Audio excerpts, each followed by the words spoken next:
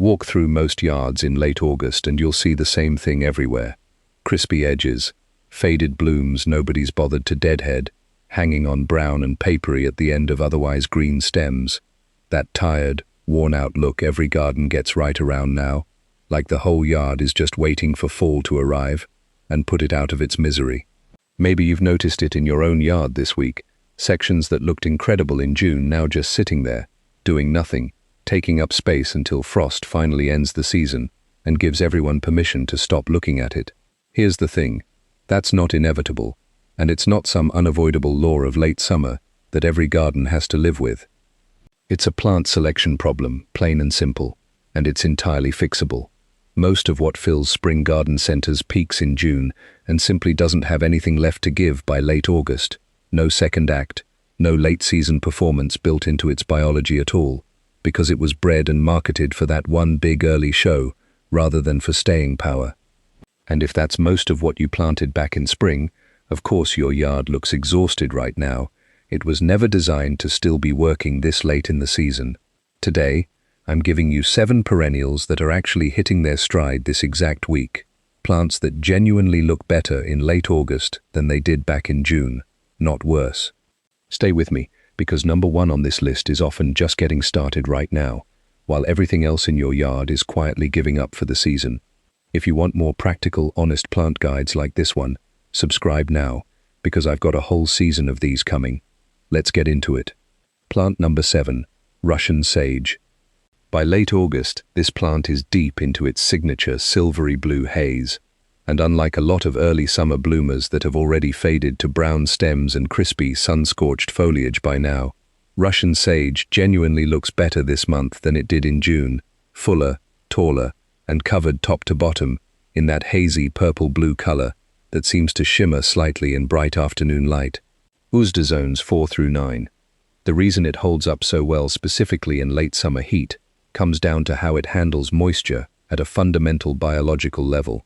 It genuinely prefers dry conditions over anything rich or regularly watered, and the punishing heat of late August, the exact weather that's wilting everything else in your yard right now, is precisely the kind of environment this plant evolved for in its native range across parts of Central and Southwestern Asia. It thrives in poor, dry soil and needs almost no supplemental water even during the hottest, driest stretch of the entire year, unlike so many other perennials that start showing visible stress the moment a week goes by without rain. Here's an added detail worth knowing if your yard is looking especially tired right now. Russian Sage also handles reflected heat off driveways, patios, and stone walls better than almost anything else you could plant nearby, which makes it an ideal candidate for those hot, exposed strips along hardscaping that tend to look particularly rough by late summer. Pair it with late-blooming black-eyed Susan, or sedum, for a combination that reads as intentionally designed rather than accidentally surviving. If your garden is looking tired and brown right now, a patch of Russian Sage is genuinely one of the fastest ways to add a whole section that looks like it's peaking rather than just barely surviving until fall. Plant number 6, Garden Phlox. This is one of the few plants that's genuinely just hitting its main bloom window in late summer, rather than fading out of an earlier one entirely. Large, dome-shaped flower clusters in pink, purple, red, and white, often 6 inches across or more, cover the plant right now, and the fragrance alone is enough to notice from clear across the yard on a warm August evening, filling the air in a way almost nothing else in a late summer garden manages to do quite as effectively. USDA zones 4 through 8. Here's the golden information that matters specifically for late-season performance with this particular plant. Choose mildew-resistant varieties like David or Gina specifically, since garden phlox can be genuinely prone to powdery mildew in the humid conditions that often accompany late summer weather, and mildew-resistant cultivars will hold their foliage looking clean, glossy, and healthy right through this stretch, instead of turning splotchy, grayish, and visibly tired, the way older varieties often do by this point in the season. Water at the base rather than overhead to keep foliage dry, and give it good air circulation by not overcrowding it with neighboring plants, since tight, humid pockets in a border are exactly where mildew takes hold fastest. It's also worth noting that garden phlox makes an excellent cut flower, so if your indoor arrangements have been looking a little thin lately along with your garden, this is the plant solving both problems simultaneously. Do all of that, and garden phlox in late August looks like the plant that's just arrived at the party, while everything else around it is quietly heading home for the night. Plant number 5, Black-Eyed Susan, specifically the Goldsturm variety. This plant is built for exactly this moment in the calendar, almost as if it were engineered specifically to solve the late August slump every other garden seems to suffer through. It blooms from midsummer through October, and late August is arguably its single strongest, most impressive stretch of the entire year, a mature clump completely covered in bright golden yellow flowers with that classic dark chocolate center that gives the plant its recognizable cheerful look. Aster zones 3 through 9.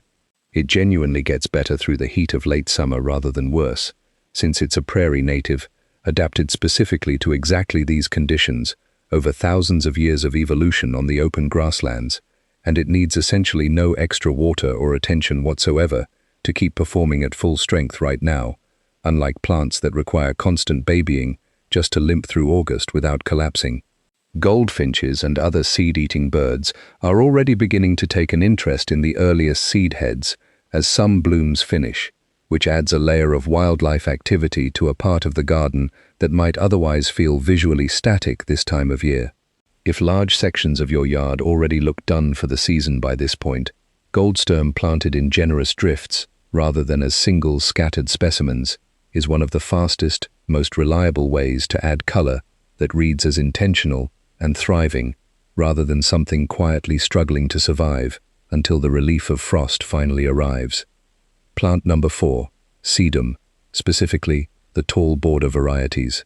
Late August is when sedum's flower heads are just beginning their gradual transition from pale green to the rich rose and copper tones that make this plant such a standout feature through fall, which means it's actively getting more interesting and more visually striking this exact week, rather than fading the way so much of the rest of your garden already has. Usda zones 3 through 9. The thick, succulent foliage has looked genuinely good all summer, regardless of drought conditions, holding its shape and blue-green or burgundy color reliably through even the driest stretches, without any wilting or scorching. But late August is specifically when the real payoff begins, as those dense, flat-topped flower clusters shift color visibly day by day if you're paying attention, almost like watching a slow-motion sunset unfold across the plant over the following weeks. It thrives on the exact conditions that stress out most other plants right now: sustained heat and dry soil, since it stores its own water reserves directly inside its thick, fleshy leaves, rather than depending on consistent rainfall the way more delicate perennials do. As an added bonus, bees and late-season butterflies are drawn to sedum in noticeable numbers right as it begins coloring up, so this transitional period doubles as one of the better pollinator-watching windows your late summer garden has to offer. If your garden needs one plant that's visibly changing and actively improving through late summer, rather than just holding steady or quietly declining, sedum is genuinely it. Plant number 3, coneflower, echinacea. While a lot of early summer perennials are dropping their last few tired, faded blooms by late August and starting to look genuinely spent and leggy, established echinacea is often still going strong at this point, especially if you've been deadheading consistently through the season, producing fresh new flowers on a plant that still looks structurally solid and upright, rather than floppy or visibly exhausted from the summer's heat. Usda zones 3 through 9. It's a genuine prairie native, built over generations to handle exactly the kind of sustained heat and dry stretch that defines late August in most parts of the country, and established plants need essentially no extra care whatsoever to keep performing reliably through this entire window without any special attention from you. Even as individual blooms eventually start to fade toward September, the spiky, cone-shaped seed heads that follow have real visual structure and interest of their own, so the plant doesn't go through the awkward, half-dead-looking phase the way some other perennials unfortunately do late in their bloom cycle, when the flowers are gone but nothing attractive has replaced them yet in the border, leaving a portion of the spent blooms rather than deadheading every single one, also means you're setting up a food source for goldfinches heading into fall, giving this plant a purpose that extends well past its final flower. Plant number 2, Agastache. This plant is genuinely just hitting the middle of its bloom window in late August, rather than winding down toward the end of one, since it flowers for a remarkable 12 to 16 weeks straight from midsummer all the way through fall, which puts late August squarely in the thick of its peak performance, rather than anywhere near its conclusion. Usda zones vary by species, generally falling in the range of 4 through 9 depending on the specific type you choose, with sunset-toned varieties handling extended heat especially well. It's remarkably heat and drought-tolerant once established in the garden, actually performing noticeably worse with extra water rather than better, which means the exact conditions currently stressing out the rest of your yard, prolonged heat and dry soil, are precisely the conditions this particular plant is thriving in and actively responding to, with more blooms rather than fewer. The tall spikes of tubular flowers in orange, purple and pink are also actively pulling in hummingbirds and butterflies at a point in the season when a lot of other nectar sources have already finished blooming for the year and moved on. So it's not just holding its own visually, it's actively bringing genuine wildlife activity and movement into your yard at a moment when your garden might otherwise feel comparatively quiet, still, and empty of life. And that brings us to number 1, the plant that's often just getting started right now, while everything else in your yard is quietly giving up for the season: Japanese anemone. Here's why it earns the top spot specifically for late August, above everything else on this list. Most flowering perennials peak in spring or early summer and are visibly winding down by this point in the calendar, but Japanese anemone is the exact opposite of that pattern.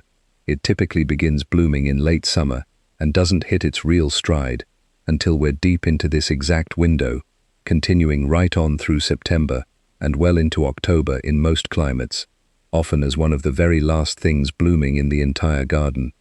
Usda zones 4 through 8.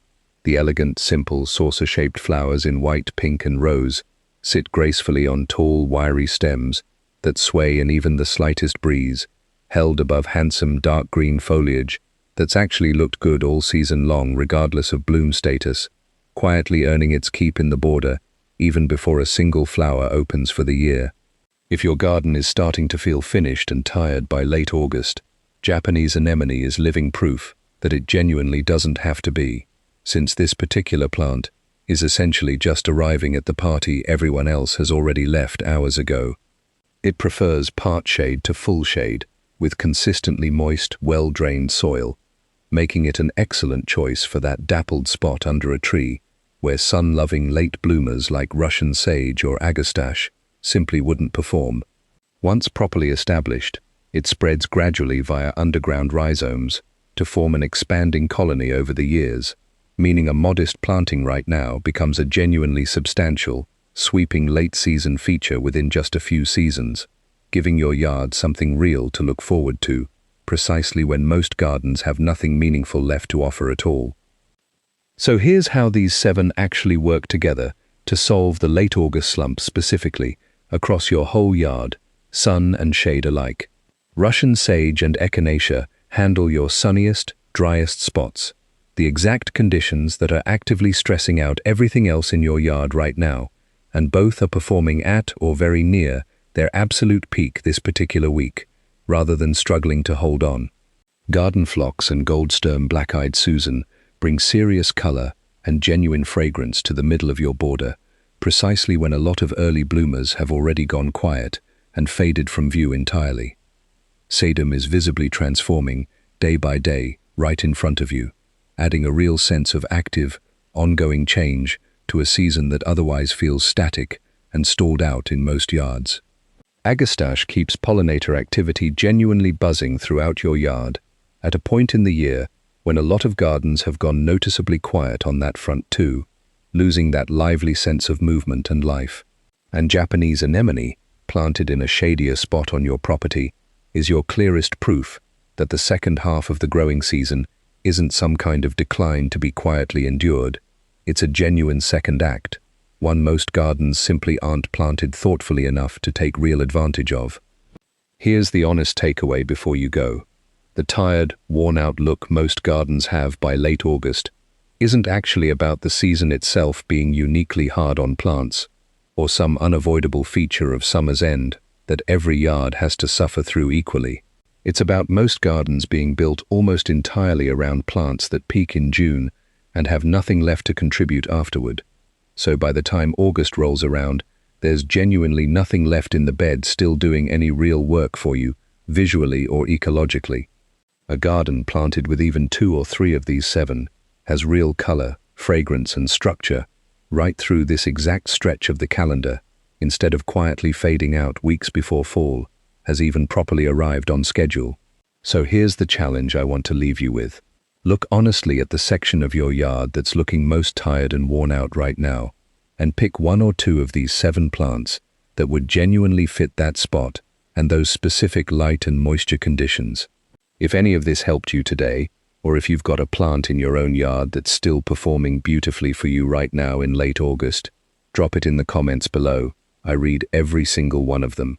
And if you're not subscribed yet, now's the moment, because every week I put out exactly this kind of practical, honest plant guide.